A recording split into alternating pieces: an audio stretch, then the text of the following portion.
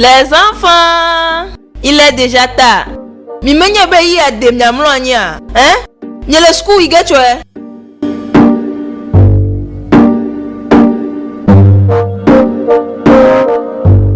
Kaima, ne doit di doa. Oui maman. Non, nyama jila pour game. Comme si. Ma fifi like ko ne pour game. Oya ti tene do na vamlani. Me doit di dovo. Na think po be game pour pe yi ava ivo. On be game pour nyama e jibe na mlani. Demain il y a classe. D'accord? Mais nani mloge myohom nyamlani lo, miesia.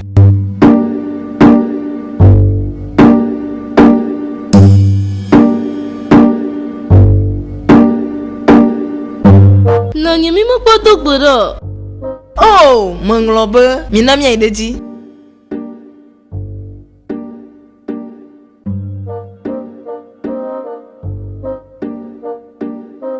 Le Yesu point comme. Amen. Ma umnya tomye dakpeno de gbeata. Akpena o ela bena. We plomi e nega plomi gbova. Nye chomnya pogbo, le gboglo no ba pe. Ma ume dakpeno de kamsi. Ple kaimata. Akpeno bene gano klo lo wape skulu yime. Ye nega klo bona dedie. Akpeno de siata. Akpeno bene klonye han de dome. Ye nega klo gbova pe me dedie. Ma on se kata tomye glezanda si ome na cho wo bula chomnya di. Ezan la si ome na namya kudre vivio mya fon chokle dijo le Kristo Yesu point.com. Amen. Amen. Amen veve. Mya poto Yesu Kristo pa men veve. Plema o plono. Ba plema mo ko kwela po mo dodo. Nen na ni plemi chufi ya kai mavo. Amen. C'est bon maintenant oli. Mingano gbegble mo mya dwalon.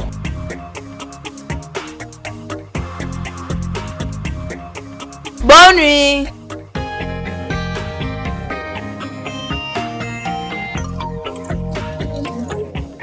Nenya nuit ya jotwa. Nyemele school igo.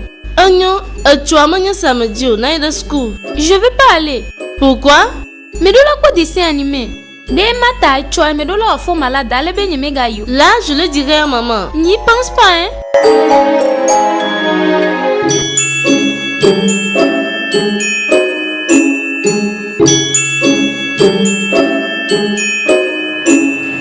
Apa nanya mau nyodovo? Oh, ok. Anyo. De nubu buada lima gati onawa.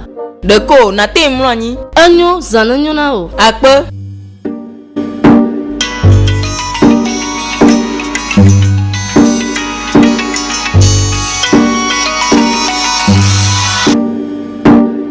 Allô? Tony. Luka tenele nyon. Luka? Aleke na te glombo gbobe me ga gede modo. Nuka te me glombo be nyete pe no la enyo. Ye mo chonse na ebe ya no te pe nye la fimo.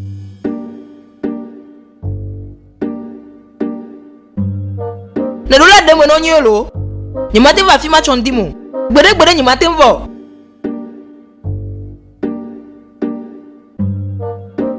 Me gbojo le nu ovie. Ni mate kade ji ovia. Ne de me mojere aleke ne la oge. De ma no nu osi aya. Ne bia chok bonye be ma de reji. Do re jane ne me la se an. Me ga gronya de kana mu. E chondi me anyi to ma ba do afima. Yo na gododo bubu. Di mele nye jonde nu okro.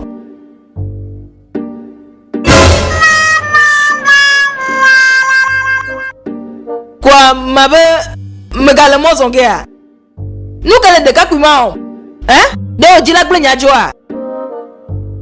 Comment de sia de ma beno kwa nyi to nya ya fi ma happy waswo. I mana po mo vie a po vinyo kwa me gale juju gele wa gbo. Nou kan to nyi sia mo ho de nya joa me ya.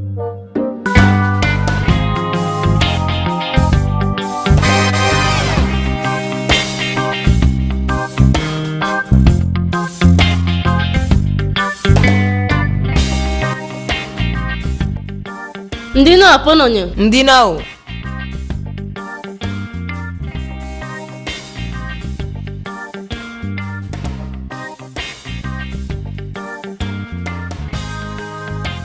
Maman, j'ai les maux de tête.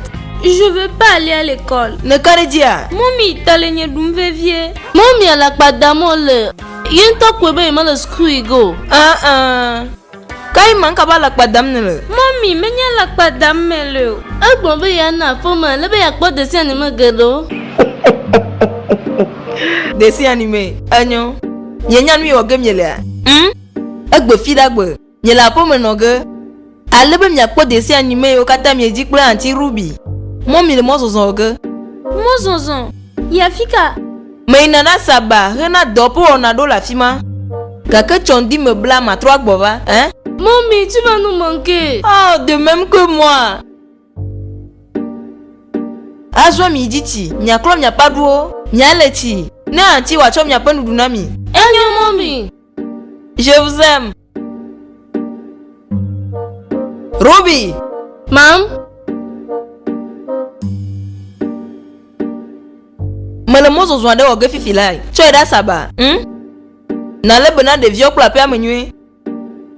Mom, na to gbo ve gbe ne ma gbo ve gbe anto han zamo anya lo cho. Anyo. Na zo mo nwe. Anyo.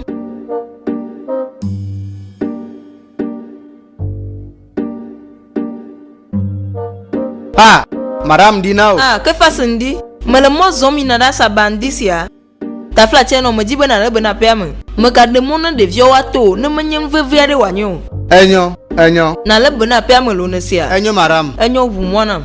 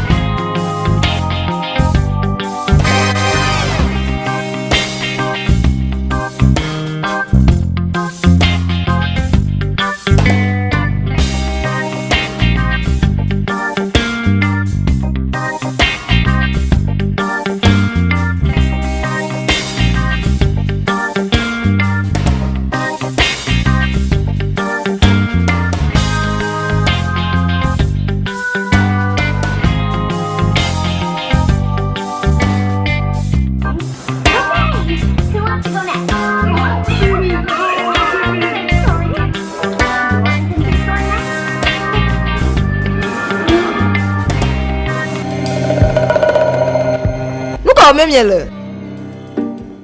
Meka butelia. Kaima onye. Après no kaima. Ne font disi ya mo le tio ne va butele bele popo malo.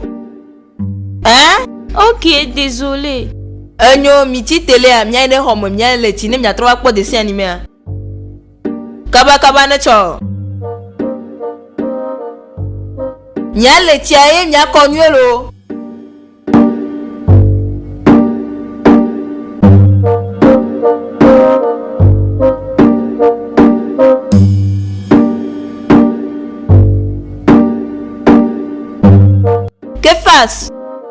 Hey! Ta flatie ho nu doa. Akpe ne le mavayo. Hein? Nye gbedore nye bena, nye klo pe gododo amega wonu gbedo. Hey! Ma one venu ne ntu ade keme gade o. Hey! Nu chore keme gade mu. Ne nye bene de man ke na chokpo jiyan. A chokpo ji o. Na ke ma. Me po na fe me lo wa. Dipo ke jojo nto ha ma we po na waje e da attendez. Ta flatie no o français mo pe apa me la simoyi. Ta flatie. Opportun lebe matin don adea. Fa. Nenye bene trogbonu ade. Na cho gaye na fle kluklu. Avanam nesia. Enyo même de fou. Ta flatie de vieux le croix me na no wa pon ma gbova. Ma de fou. Enyo va voir gwana.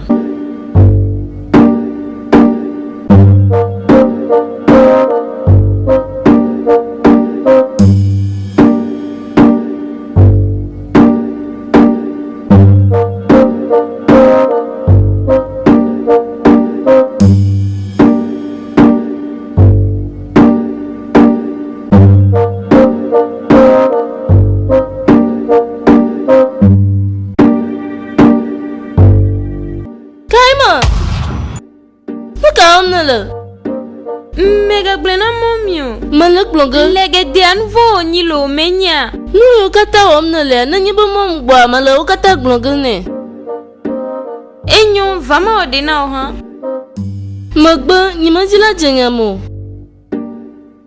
Megavon, ado dijuana o. Nakanadia. Mekaredi, va ado dijuana o.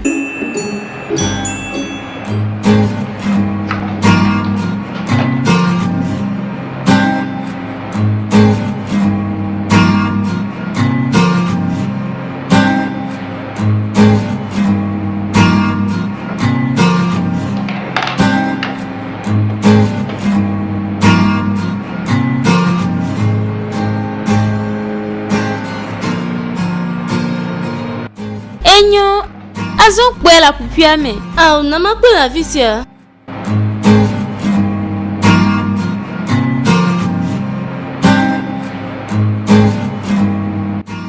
Afika ngazwade, chwe vama weno ha. Enyo, Hoe.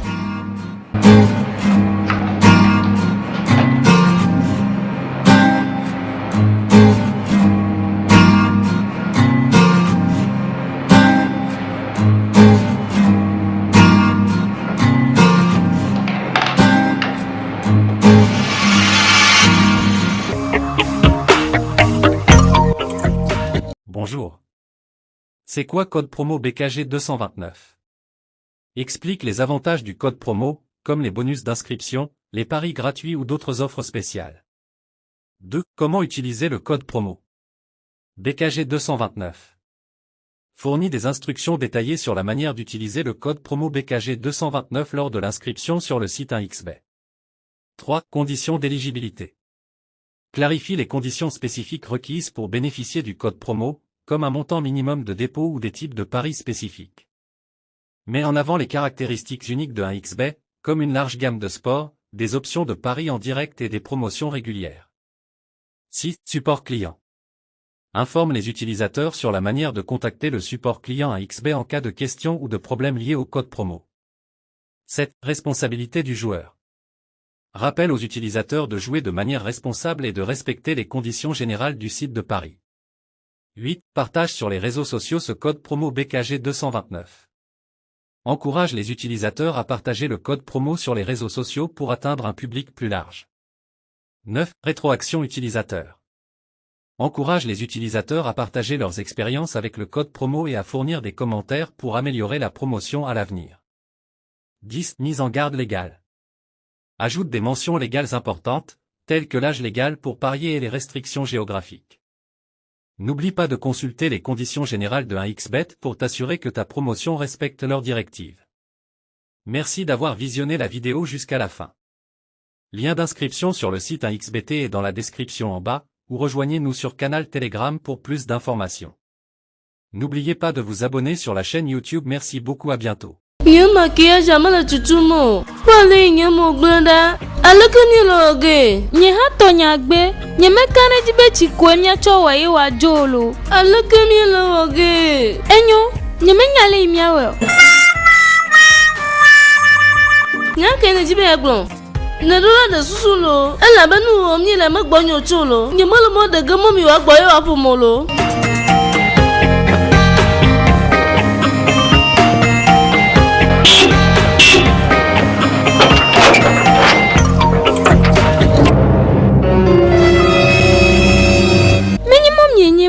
Anyo ba maganye yo.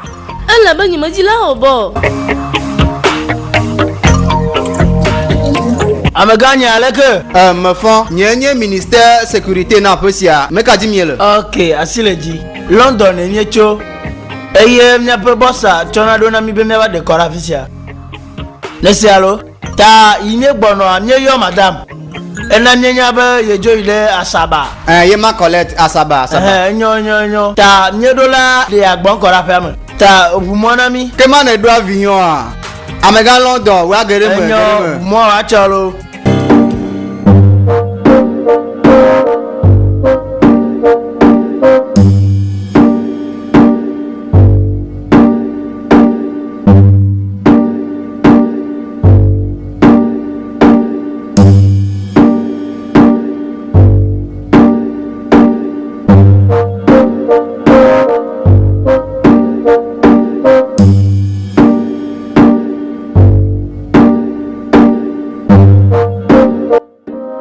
Hey, mi vous ne t'en pas décharge. Hey. Hey. Hey. Zirori. Amaga London. Amaga. Nyam kaba mason. Amaga. Zirori. Mason nyam. Kaya ni. Amaga London. Kaba na choro na nyam. Nu kamera, hein? Kaba na choro. Agba wonye se wa, hein?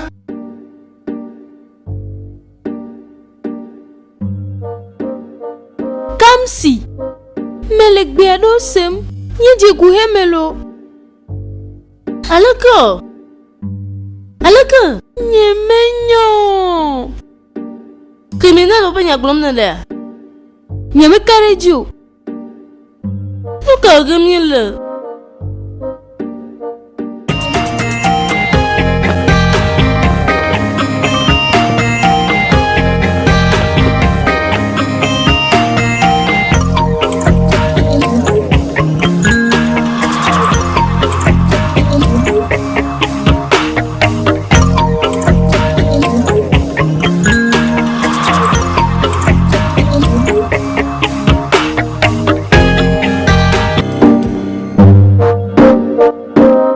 Allô, Tony? Me va droit ça-bas. Hein? Me le hôtel Chouchor. Yo, hado là, et na blonde be ma va droit fi mal ma didi me. Yo, Tony, na va hôtel à me la fisia. Nenye be ne gbono na cho contrat gbanle a. Ple badge, ple nu mam le va nam la fisia. Ama quoi? Agnon.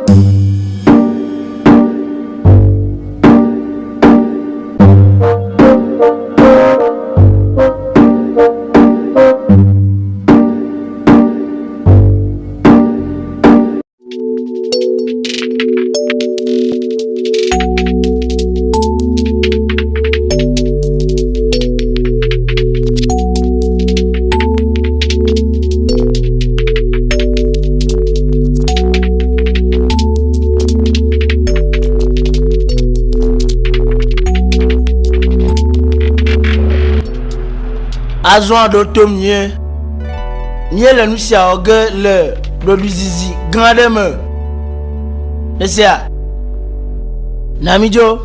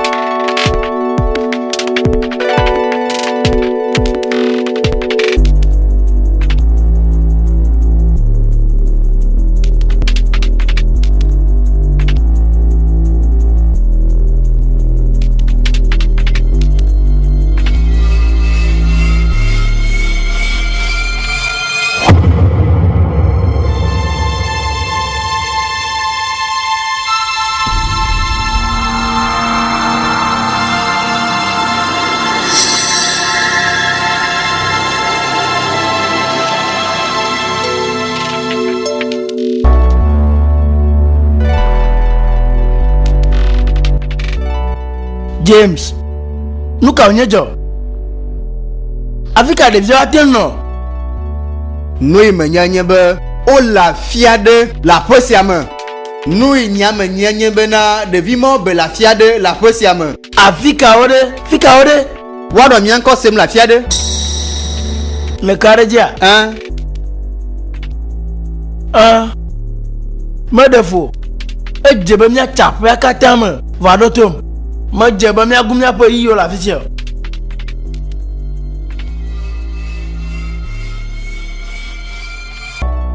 Awa be mi eje kuhema. Ma kuhe viado. Anya ba mi mo mi le chochwe mo. Miaƒe kaƒomɔa le kplɔ̃ dzi le nuɖuƒea eye mi mate ŋu ayi ɖe afi ma o.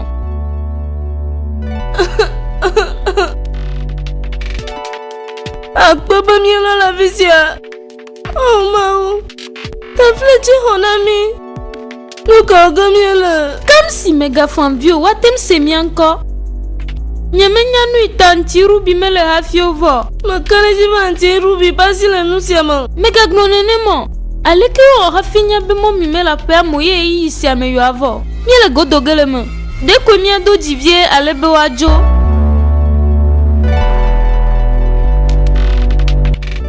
André,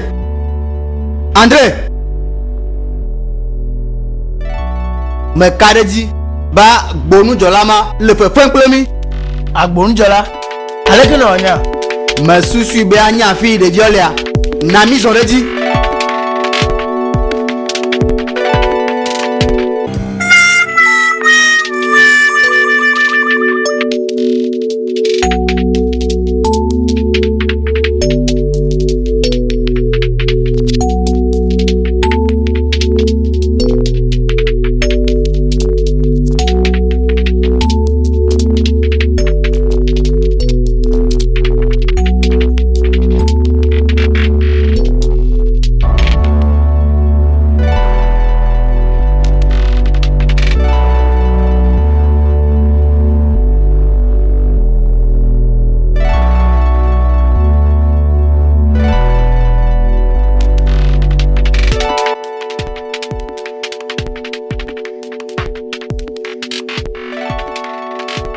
Azɔn do nyanu. Afi kɛ ne tsɔ ɖeviɔ la ɖo. O le wame, ɖevia le wame. Ne da la kpa. Nyawo to me le, o me to afi sia va yi o le wame. Mele dzidzim be ato nya te fo. Medɔ, vi ɖeka me nye nanɔ nye lo, tablatsa bi ga mo. Kukue me ɖe, nyateƒe nye to me le na mi lo. Nyawo to me le na mi xɔ dzi nye se. Kaba nyaonu. Nenye bolo xɔ me ba le ne gblɔ ɖe nu ka tsa mi me kpɔ o. Amega London, nye me gblɔ bo le xɔ me lo, ye nye me gblɔ bo to hã, nye me nya fi ŋdɔ hã lo, tablatsa. Ne susu be fefe ge mi va la fi sia. Nɔte lo, fefe ge ne bu mi va. Ye ne susua. Le tom, nye ga le trɔtrɔ mi le xɔ ma me. Nenye be mi me kere wa nu. Ha, amega. Na trɔ zunu kuku. James, na mi dzo. Mi ma te gblem ɖe afi sia lo, tablatsa mi va tu kazia nam,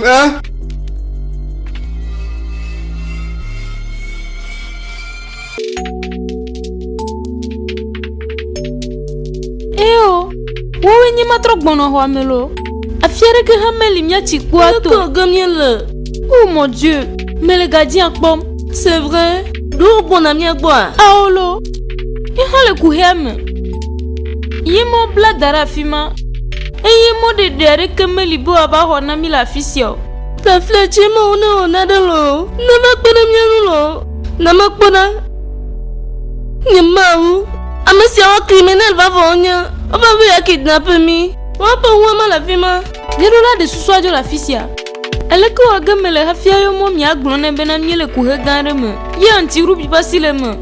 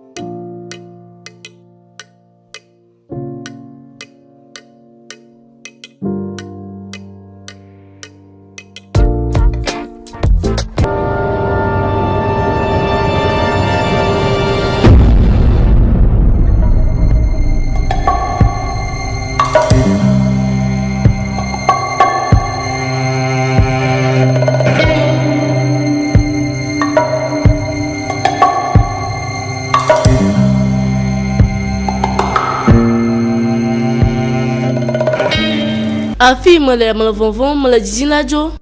O hã dze me. Menye be gblɔ nam be aƒenɔ dzo yi ɖe Asaba me ma. Ema ɖe fia be mate ŋu gbɔ zã sia me.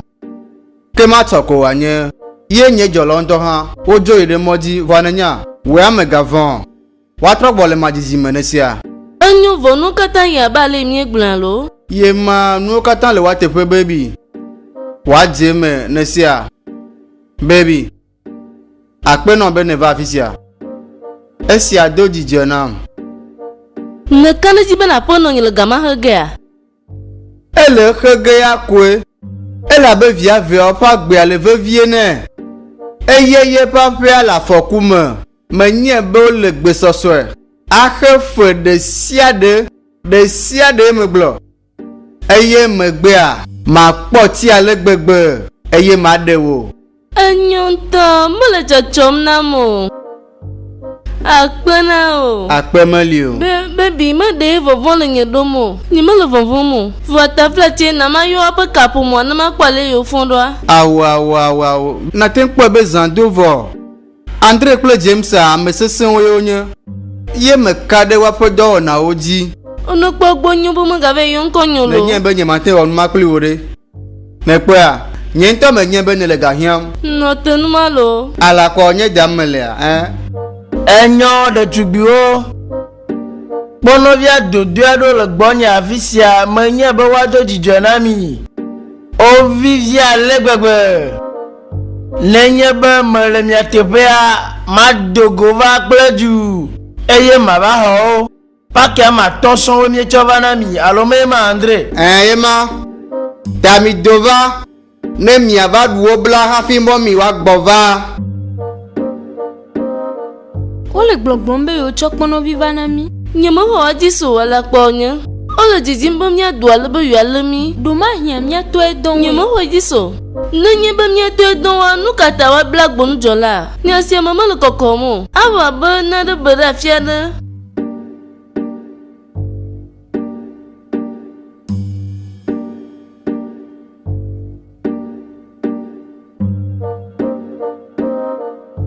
Adza ɖevi siwo dza ya le gbegbe. Míaƒe nuwo mele dɔ wɔm o. Ha James nutsi kɔ nam lo. Ha gbede. Enu megati kɔ na o. Awo kpɔ. Nye yi ɖe bɔsa gbɔ asi gbɔ loa. Adzakpesewo nye lo. Menya ha menye nyuie vɔ nutsi kɔ nam. Ha!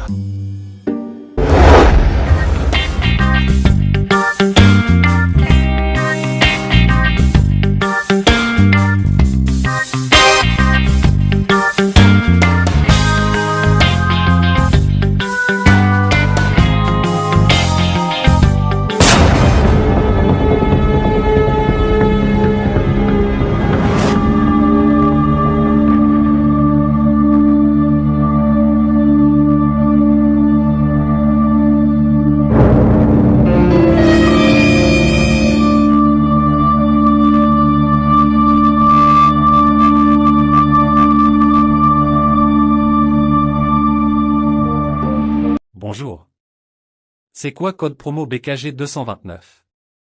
Explique les avantages du code promo, comme les bonus d'inscription, les paris gratuits ou d'autres offres spéciales. 2. Comment utiliser le code promo? BKG 229 fournit des instructions détaillées sur la manière d'utiliser le code promo BKG 229 lors de l'inscription sur le site 1xBet. 3. Conditions d'éligibilité. Clarifie les conditions spécifiques requises pour bénéficier du code promo, comme un montant minimum de dépôt ou des types de paris spécifiques. Met en avant les caractéristiques uniques de 1xBet, comme une large gamme de sports, des options de paris en direct et des promotions régulières. 6. Support client. Informe les utilisateurs sur la manière de contacter le support client 1xBet en cas de questions ou de problèmes liés au code promo. 7. Responsabilité du joueur. Rappelle aux utilisateurs de jouer de manière responsable et de respecter les conditions générales du site de paris. 8. Partage sur les réseaux sociaux ce code promo BKG 229. Encourage les utilisateurs à partager le code promo sur les réseaux sociaux pour atteindre un public plus large. 9. Rétroaction utilisateur. Encourage les utilisateurs à partager leurs expériences avec le code promo et à fournir des commentaires pour améliorer la promotion à l'avenir. 10. Mise en garde légale. Ajoute des mentions légales importantes, tels que l'âge légal pour parier et les restrictions géographiques. N'oublie pas de consulter les conditions générales de 1xBet pour t'assurer que ta promotion respecte leurs directives. Merci d'avoir visionné la vidéo jusqu'à la fin. Lien d'inscription sur le site 1xBet est dans la description en bas, ou rejoignez-nous sur canal Telegram pour plus d'informations. N'oubliez pas de vous abonner sur la chaîne YouTube. Merci beaucoup, à bientôt.